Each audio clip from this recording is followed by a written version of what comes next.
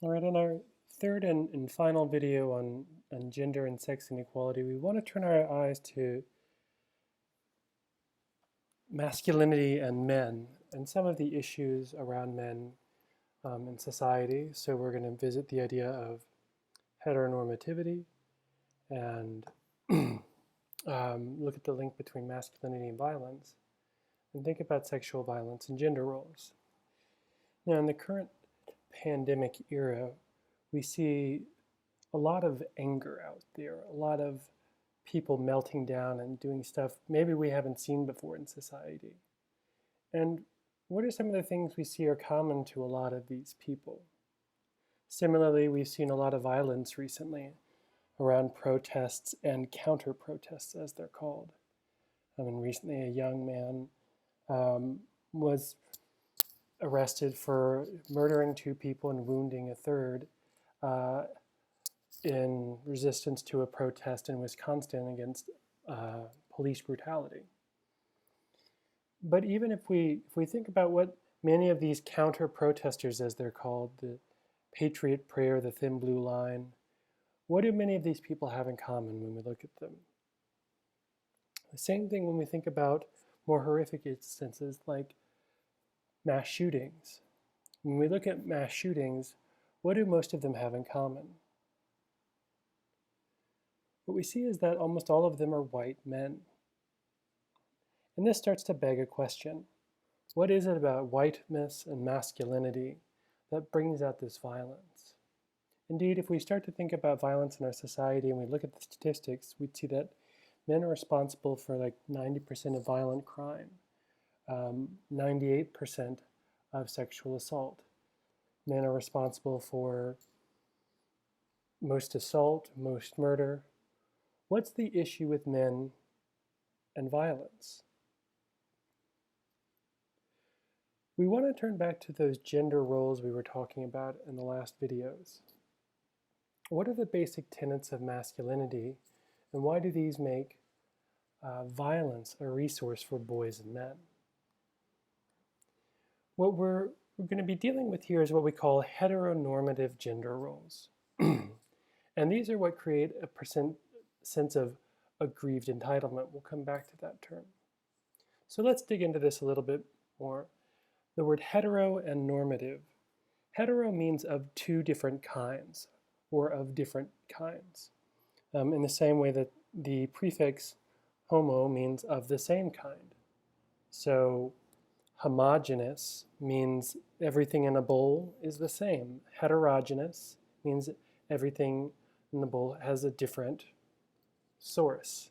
Genus means kind. They're of different kinds. In the same way, when we think about heteronormativity, what we're doing is normalizing a particular set of gender ideas. Heteronormativity posits, and this should be something that we're fairly familiar with, that there are two genders or sexes, and that these are natural opposites. And that they're sort of not just opposites, but kind of dialectical opposites. Each is sort of a complement or the mirror image of the other. Where men are supposed to be dominant, women are expected to be passive. We talked about how women often have to, in workspaces, often have to frame their opinions and assertions as questions, or even reframe them as somebody else's ideas. Men are supposed to be aggressive. Women are supposed to be more vulnerable. Women are supposed to be open. When a woman, for example, is sexually aggressive, it's seen as wrong in some way often.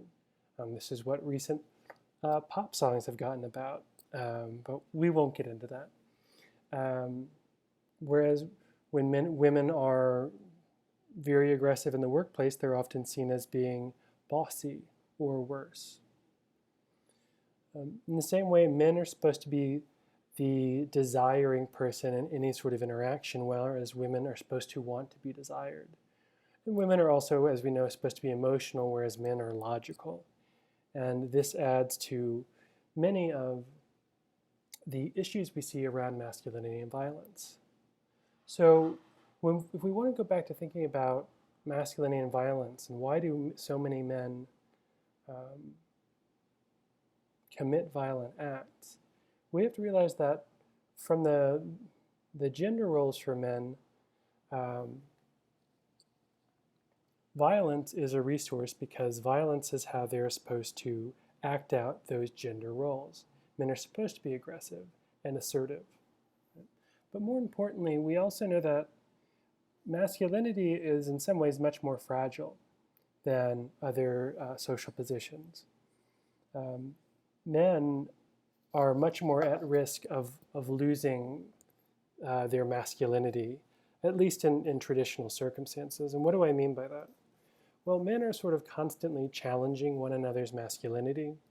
If anyone grew up as a boy, they would know, as I did, that there's lots of name calling, that there's this constant sort of fear or threat of being seen as less than really a boy, as being girlish, not masculine in some way. And this is often acted out very aggressively. Boys challenge one another, men challenge one another, and that challenge has to be met aggressively. Violence is sometimes one of the ways in which the response is done. But we also have to understand that men see violence as more of an appropriate kind of behavior. And we are told and we're taught that men's aggressive and violent behavior is in fact good. The very phrase boys will be boys is often used to label violent activities. When girls do it, it becomes a problem. So this also leads to a particular sense of entitlement for men. Men are often told that they should be given jobs, that they should have respect, that they should be leaders. And when men can't get jobs or get sex or get things they are told they should have, they get a sense of aggrieved entitlement. This means that, and this is particularly true for white men. Right? White men in particular feel entitled. And here's where we're looking at the intersections of race and gender. For aggrieved entitlement means you feel entitled to something, you feel like you should have something, and society tells you you should. And it's aggrieved, it's wounded because you don't have it. When we look at these mass shooters, and we look at the links between people like Dylan Roof, who shot at the church and killed 9 people in Charleston, and Kyle Rittenhouse, the young man who's a minor who shot 3 protesters in Kenosha, Wisconsin recently. If we want to know what they have in common, it's probably an aggrieved sense of entitlement. They feel like some other group is taking something that is theirs, that belongs to them, like jobs, like government resources, like spaces that they felt entitled to. If you ask any woman, for example, to spend a whole day not getting out of the way of men, literally as she's walking physically, you will watch this woman just run straight into men who are used to women physically getting out of their way. In the same way that white men are used to seeing themselves in video game characters and in movies, when they feel that normal and thing that they're entitled to taken away, they get wounded and angry and often respond violently. For example, Elliot Rogers, a young man who killed a number of women in, I believe, in California, a mass shooter, embodies this perfectly. I'm 22 years old, I've never even kissed a girl, blah, blah, blah. It's unfair, I'll punish you all for it. It's an injustice and a crime that he's not getting any, essentially. And look at this, I'm the perfect guy. He thinks he's the perfect guy, the supreme gentleman. And yet here's he talking about punishing you all. He literally went and murdered women. So this is a perfect juxtaposition of aggrieved entitlement. He thinks he's perfect, he can't see anything wrong with himself, and therefore there must be things wrong with everyone else. And this is a particularly white male problem. Issues with masculinity go beyond just white men, though. Women are much more likely to be killed by their intimate partners and to experience partner violence. Again, part of what this tells us is that what we see at play here is men's sense of entitlement to women. It used to be that wives could not actually say no and deny sex to their husbands. Today, we have thankfully gotten a bit more evolved than that. But we want to try to think about how masculinity serves as a trap, as a very precarious position for men. This is one of our research articles. And how do we change this narrative?